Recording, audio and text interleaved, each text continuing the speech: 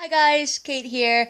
I'm trying out a new camera, so this might look or sound slightly different. It's also wobbly because yet again I'm holding it because I don't have any sort of tripod type number for this one either.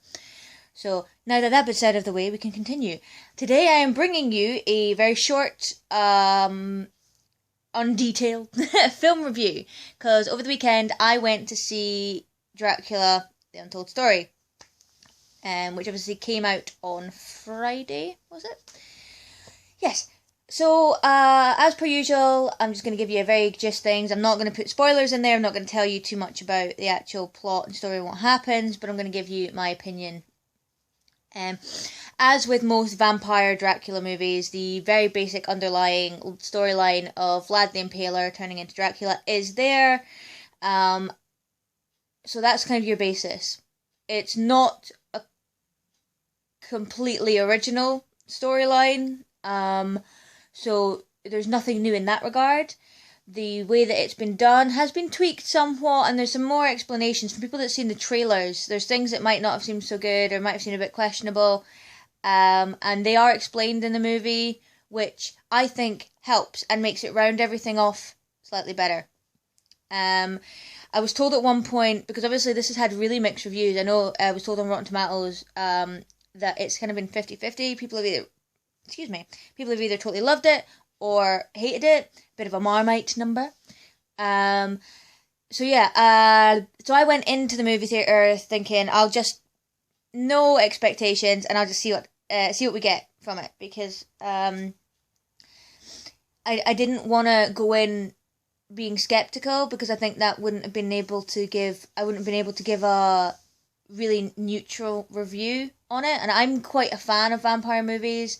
So I didn't want to go in going, it's a vampire movie, so I've got to love it, because obviously there is a lot of really bad ones out there. I was also told that somebody thought that it was kind of Twilight-esque, and I would like to say right now, it's not. There is obviously an emotional aspect of it. Obviously everybody knows the kind of Dracula type, kind of Bram Stoker number, where to do with his wife and things like that, and that is in there, but I'm not going to say too much on it because again I don't want to ruin the story. So it's not Twilighty, it's not preposterous sparkly vampire nonsense, but there is a bit of a not feel good factor, but there is a bit of mush in there, but it's not bad mush, it's not cheesy horrible kind of type thing that makes you kind of take away from the whole slightly dark element to it. I went in relatively excited purely because I was going to see it. The cinema was totally packed, and it's always better to see a film in the cinema when it's busy, because then everybody reacts together, and it was quite funny. And I've been waiting for this as well. Obviously, like I said, I'm a vampire movie fan, so I've been waiting for it. When I came out, again, you were hearing people with mixed reviews. One person said they really didn't enjoy it. I was sitting there going, actually, I had a really good time. I really enjoyed it. Yes, there were moments where absolutely preposterous battle scenes were happening, and it was like, oh my god, that's so stupid. And yeah, you know what it is, but so what? It's a vampire movie, for goodness sake. Of course, it's gonna be out there and slightly off, basically. If I watched a movie that was kind of supernatural, kind of fantasy type thing, and they didn't have something that even a very, very strong or slightly abnormal person could do, I would be disappointed if there wasn't some level of outrageous. What's the point in having like all of that power and ability and only do something slightly better than a normal person?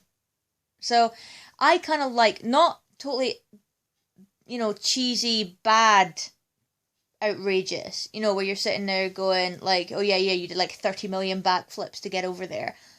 That's kind of stupid. That is stuff that I'm sitting there going, alright then, you're losing my attention. But a little bit of fantasy, a little bit of supernatural, yeah, I'm totally cool with that. So, this is going to be a short video because, like I say, I don't want to include too many spoilers. I'm not going to give you a lowdown on the total plot. I mean, you can get a synopsis online either from the actual theatres or, you know, on numerous review sites. That's the word I was looking for. And so I'm not going to go too much into that, because I'm just going to tell you about my actual experience. There were a few bits that I think lagged a little bit, but not enough that it ruined the viewing.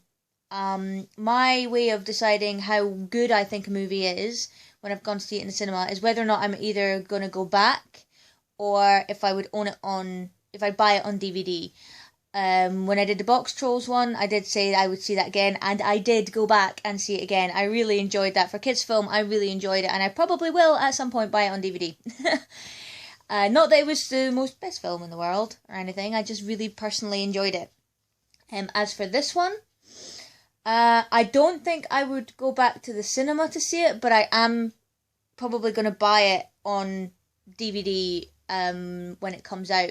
With the world of the internet and streaming and Netflix and all of that kind of jazz, for me to actually go out and buy a DVD, I have to really like the film. So it's either got to be a firm favourite or something I've really actively enjoyed, because I can get quite a lot of stuff just by looking it up.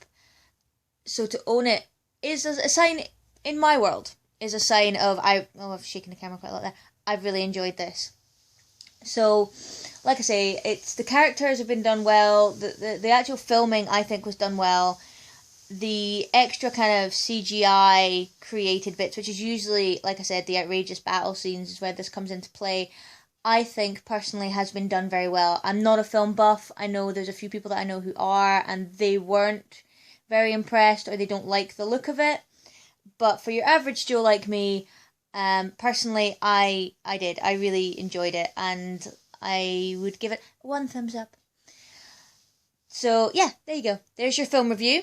I know that people might be a bit disappointed because I haven't gone too much into the storyline, but this is just the way that I do it. Sorry, if you want to actually know it, feel free to message me. If you've seen it and you want to tell me your opinions, then please feel free to comment down below. Follow me on Instagram and Twitter, AberrantRomantic, Twitter with only 1 R. Because I've got a whole bunch of stuff, obviously, like I said before, with fall and Halloween. Then there'll be like a kind of interim bit, and then this run up to Christmas. I'm going to have a bunch of stuff. I've been sent 1 product to test out for you guys. So if you have me on Facebook, you might have seen that being mentioned.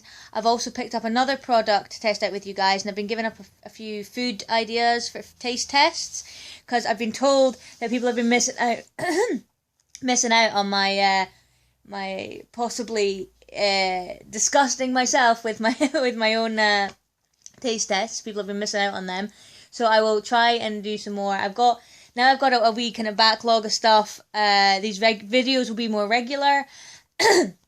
Sorry, I'm actually coming down with something, so if at any point I start to get really husky, I'm sorry about that too.